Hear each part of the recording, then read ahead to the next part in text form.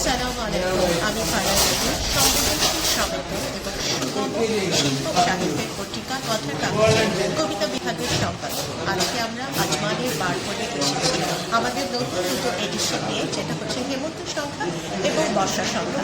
এর আগেও আজমানের বার করে আমাদের সংখ্যাগুলো দেখতে পাবেন।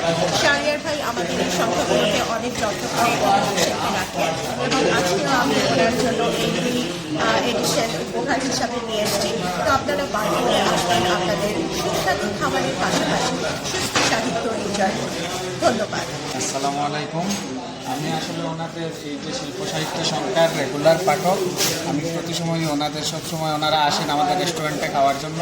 তো আসলেই আমি ওনাদের কাছে সবসময় চাই এবং আমরা এখানে সুন্দর করে সাজিয়ে রাখি, যাতে আমাদের যাতে কাস্টমার আসলে ওনারাও পড়তে পারেন এবং ওনারাও খুব আনন্দের সাথে সহিতে পড়েন এইগুলা।